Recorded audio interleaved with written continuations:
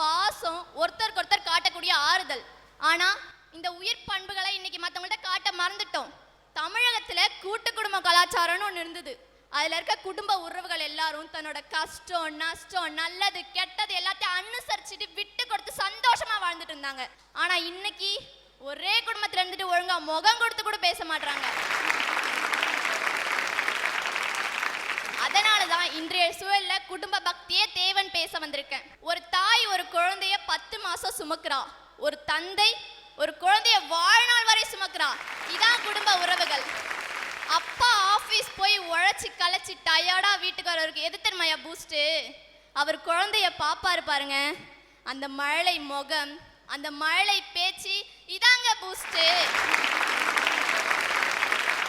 இந்த பொண்ணு சொல்றாங்க மழலை பேச்சுன்னு. இன்னைக்கு இருக்கிற குழந்தைங்கெல்லாம் பேசுனா வீட்டில் புருஷன் கொண்டாடிக்கு நடுவில் வெட்டுக்குத்து தான் நடக்குது. அதாவது ஒரு பையன் ஓடி போய் அம்மாட்ட கேட்குறான், அம்மா ஏமா அப்பா முத்தமே கொடுக்க மாட்டேங்கிறாரு அப்படின்னு கேட்டான். அதுக்கு அம்மா சொன்னாங்க, நல்லா படிக்கின்றா தங்கம், நல்லா படித்து ஃபஸ்ட்டு மார்க் வாங்கினீங்கன்னா அப்பா உனக்கு முத்தம் கொடுப்பாருனாங்க. அட போமா, நம்ம வீட்டு வேலைக்காரி என்ன ஐஏஎஸ்ஸாக படிச்சிருக்கு, டெய்லியும் கொடுத்துட்டு போயிட்டு இருக்கிறாருங்களானே. இன்னைக்கு நீங்கள் நிறைய நியூஸ் கேள்விப்பட்டிருப்பீங்க, கடன் பிரச்சனையினால தற்கொலை, மன உடைச்சலால் தற்கொலைன்னு. இதெல்லாம் ஏன் நடக்குது? மனசு விட்டு பேச குடும்ப உறவுகள் இல்லாம போன ஒரே காரணத்தினால தான் இந்த தற்கொலை எல்லாம் நடக்குது. எந்த மிருகமுமே தற்கொலை பண்ணல. உலகத்தில் பறவையோ மிருகங்களோ எந்த மிருகங்களும் தற்கொலை பண்ணாது. நல்லா பார்த்துக்கங்க. நீங்க மனிதன் மட்டுமே தற்கொலை பண்ணுகிறான். அது எவ்வளவு அசிங்கம், அவ்வளவு கேவலம். இன்னைக்கு குடும்பத்துல அப்பா அம்மா பசங்க அவங்க மட்டும்தான் இருக்காங்க. அப்பா அம்மா வேலைக்கு போயிடுறாங்க. பசங்க ஸ்கூல் முடிச்சு வந்தவொடனே பூட்டி கிடக்கிற வீட்டை தான் பார்க்க வேண்டியதா கிடக்கு. அப்போ உங்க மனநிலை எப்படி இருக்குன்னு யோசிச்சு பாருங்க. இதே அந்த வீடு திறந்திருந்துல அதுல தாத்தா பாட்டி அத்தை மாமா பெரியப்பா பெரியம்மா சித்தி சித்தப்பா நிறைஞ்சிருந்தா அப்ப அந்த குழந்தையோட மனநிலை எப்படி இருக்குன்னு யோசிச்சு பாருங்க. தாத்தா பாட்டின்றது யாரு? அனுபவசாலிங்க, வாழ்க்கைய வாழ்ந்து பார்த்தவங்க. அவங்க தான் நமக்கு எது நல்லது எது கெட்டது, எதை செய்யணும் எதை செய்யக்கூடாதுன்னு மாரல் கைடன்ஸ் பண்றவங்க. அந்த மாதிரி குடும்ப உறவுகள் இன்னைக்கு குடும்பத்துல இல்லாம போனதுனால தான் எத்தனையோ இளைஞர்கள் தடம் மாறி வாழ்க்கையை தொலைச்சிட்டு நிக்கிறாங்க. அந்த காலத்துல குடும்ப உறவுகளை எப்படி வளர்த்தாங்கன்னு தெரியுமா? வெத்தலை படர அகத்திய வளர்த்தோம், அகத்திய தின்ன ஆடு வளர்த்தோம், ஆடு போடுற புழுக்கையை வீணாக்காம காடு வளர்த்தோம், காட்டுல மேயிற புழுவை தின்ன கோழி வளர்த்தோம், வளர்த்த கோழிய சாமிக்கு நேர்ந்து விட்டோம், சாமி கும்பிட வரோசனை எல்லாத்தையும் அழைச்சோம், அடிச்ச கோழிய விருந்து வச்சோம், விருந்து சாப்பிட்டுக்கிட்டே சொந்தத்திலே அவனுக்கு அவளுக்கு கல்யாணம் பேசி முடிச்சோம். அதுக்கு சாட்சியா நட்ட வெத்தலை 4 பறிச்சு அது மேல 2 பாக்க வச்சு தட்டு மாத்திக்கிட்டோம். இப்படிதான் என் குடும்ப உறவுகள் வாழ்ந்துட்டு இருந்துச்சு. பாப்பா நல்லா தான் பேசுறாப்ல. ஆனா பாப்பா சொன்னது உண்மையா அப்படின்னு பார்த்தா குடும்ப உறவுகள்லாம் முன்னாடி அப்படி இருந்துச்சு. இப்போ எப்படி இருக்கு? இப்பயும் குலதெய்வம் கோயில் இருக்கு, இப்பயும் சொந்தக்காரெல்லாம் குலதெய்வம் கோயிலுக்கு போறா. ஆனா என்ன பண்றான்னா ஆடு வெட்டுறா, கோழி வெட்டுறா. வெட்டின ஆட்டையும் கோழி என்ன பண்றான், மாப்பிள்ள ஒரு சரக்கை ஒன்று போட்டு ஆட்டையும் சாப்பிட்றான் கோழியும் சாப்பிட்றான். சாப்பிட்டுட்டு இவன் அவனை வெட்டுறா, அவன் இவனை வெட்டுறா. இதான நடக்குது.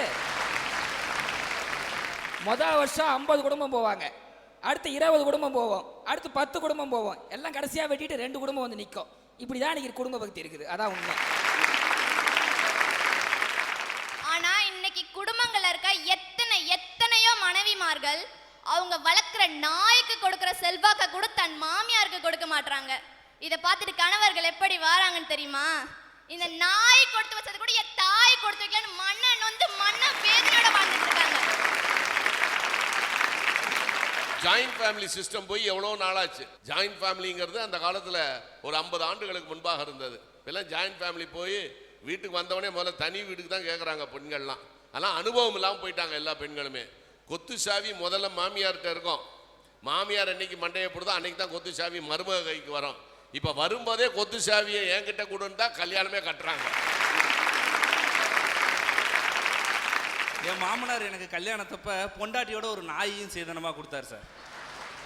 அந்த நாய் பேர் பப்பி. ஒரு நாள் என்ன பண்ணிட்டா, எங்கள் அம்மா நினைப்பு வந்துருச்சு, எனக்கு கொஞ்சம் பால் சோறு செஞ்சு கொடுன்னு கேட்டேன். பால் சோறு தானங்க, இருங்க செஞ்சு தரேன்னு சொல்லிட்டு பால் சோறு செஞ்சு கொடுத்துட்டா. அதை கிண்ணத்தில் வாங்கிட்டு வந்து வச்சு சாப்பிட்ற அந்த பப்பி பக்கத்தில் ஓடி வருது. அந்த நாய்க்கு கொஞ்சம் அந்த பால் சோறு எடுத்து வச்சுறேன். என்ன பண்ணிட்டு இருக்கீங்க அங்கே அப்படின்னா, ஒன்றும் இல்லை நாய்க்கு சோறு வைக்கிறேன். ரேஷன் அரிசியில் செஞ்ச சோறெல்லாம் நாய்க்கு வைக்காதீங்க, அவ்வளோதான் சொல்லிட்டேன் அப்படின்றான். வெளியே சொல்லாதீங்க, அப்படியே போட்டு அமுக்குங்க. ஒரு மலை சார்ந்த கிராமத்துல ஒரு சட்டம். தன் பெற்றோருக்கு வயசாயிடுச்சு, அவங்களால எந்த பிரயோஜனமும் இல்லைன்னு தெரிய வந்ததுன்னா அவங்கள கொண்டு போய் மலை உச்சில விட்டுட்டு வந்துடணும்னு ஒரு சட்டம். அதை மாதிரியே ஒருத்தனோட அம்மாவுக்கு ரொம்ப வயசாயிடுச்சு, அவங்களால எழுந்திருக்க கூட முடியல. அதனால அவங்க தாயை அவன் தோல்ல சுமந்துட்டு மலை மேலே ஏறி போறான். அப்போ அவங்க அம்மா என்ன பண்றாங்க, தோல்ல உட்காந்துக்கிட்டே அவங்க கைக்கு ஏற்ற கிளையெல்லாம் ஒடிச்சு கீழே போட்டு வராங்க. அதுக்கு அந்த பையன் கேட்குறான், அம்மா ஏம்மா இந்த கிளையெல்லாம் ஒடிச்சு கீழே போட்டு வரீங்க அப்படி கேட்கும் போது அவங்க அம்மா சொல்றாங்க, மகனே நீ இப்போ போற வழிதான் பாதன்னு நீ எங்கேயோ கொண்டு போய் விட்டு வந்துருவ, ஆனா நீ திரும்பி வரும்போது அப்படி வர முடியாது இல்லையா, நீ வழி மாறாம கரெக்டா வீடு போய் சேரணுன்றதுக்காக தானே உனக்கு அடையாளமா போடுறேன்னாங்க. இதாங்க தாய் தந்தைங்களோட இயல்பு. இந்த மாதிரி குடும்பத்துல தான் பக்தி வைக்கணும்னு சொல்றேன். புத்திர சோகத்தை ஆற்ற முடியாம அந்த மன வேதனையிலே இறந்து போன தசரதன் மாதிரி ஆயிரம் ஆயிரம் பாச உணர்வுகளை மனசுக்குள்ளே வச்சுக்கிட்டு தன் பிள்ளைங்களை கண்டிச்சு வளர்க்குற ஆயிரம் ஆயிரம் தசரதன்கள் இன்னும் இந்த உலகத்துல வாழ்ந்து தானே இருக்காங்க. ராமன் காட்டுக்கு போனப்ப சீதை சொன்னா நானும் வரேன்னு. அதுக்கு ராமன் சொன்னா உன்னெல்லாம் காட்டுல வாழ முடியாதுன்னு. அதுக்கு சீதை சொன்னா உன் பிரிவினும் பெருங்காடு சுடுமோன்னு சொன்னாயா. அந்த மாதிரி ஆயிரம் ஆயிரம் சீதைகள் வாழ்கின்ற குடும்பத்து மேலதான பக்தி வைக்கணும்னு சொல்றேன். அதாவது சீதை எதற்காக போனா அப்படின்னா, அவர் ராமன் சொன்னா 3 சிற்றன்னையையும் பார்த்து கொள்ள வேண்டும்னு சொன்னான். அதனாலதான் ஒரு மாமியாரை வச்சே கஷ்டப்பட முடியாது, 3 மாமியாரை எவன்டா பாத்துக்கிறது அப்படிங்கிற அந்த நோக்கத்தோட தான் ராமனோட கிளம்பி, ஐயா சாமி என்னால முடியாது நானும் காட்டுக்கு உன்னோட வர்றேன்னு சொல்லிட்டு போனதுக்கு காரணம் அதுதான் ஐயா. நீங்க உருண்டைச்சோறு கேள்விப்பட்டிருப்பீங்க. அம்மா அப்பா தாத்தா பாட்டி பெரியப்பா பெரியம்மா சித்தி சித்தப்பா அத்தை மாமா பிள்ளைங்கன்னு எல்லாரும் ஒண்ணா உட்காந்து அம்மா அந்த உருண்டையை உருட்டி கையில தருவாங்க பாருங்க. அந்த உருண்டையில வெறும் சோறு மட்டும் இல்லை, அன்பு பாசம் உறவுகளோட அரவணைப்பு இது எல்லாமே கலந்துருக்கு. அன்றைக்கு ஷூட்டிங்கில் கமலஹாசன் சார், நாங்கள்லாம் இன்னும் நடிகைகள் அம்பிகா சரிதா, நாங்கள்லாம் ஒருத்தர் வீட்டில் இருந்து சாப்பாடெல்லாம் செஞ்சுட்டு வந்து எல்லாம் பிரித்து சாப்பிடுவோம். இப்போ இருக்க நடிகர்கள்லாம் கேரவனுக்கு போயிடுறாங்க, இவ்வளோ பெரிய டப்பாவை ஓப்பன் பண்ணுறாங்க, என்ன சாப்பிட்றாங்கன்னு எங்களுக்குமே தெரியல. இப்போ நீ சொல்கிற மாதிரி உருண்டையெல்லாம் உருட்டி கொடுத்தா அதில் இன்ஃபெக்ஷன் இருக்குமாங்க, அதை சாப்பிட மாட்டாங்க. இப்படிப்பட்ட அந்த குடும்ப உறவுகளும் பாச உறவுகளும் போய் எல்லாமே தனித்தனியாக போயிட்டாங்க. இப்போ போய் அதான் செஞ்சோம்னா நம்ம பழைய காலத்து ஆளுன்னு நினச்சிருவாங்க. அந்த உருண்டைச்சோரை சாப்பிட்டு வயிறு நிறைஞ்சதோ இல்லையா மனசு நிறைஞ்சது.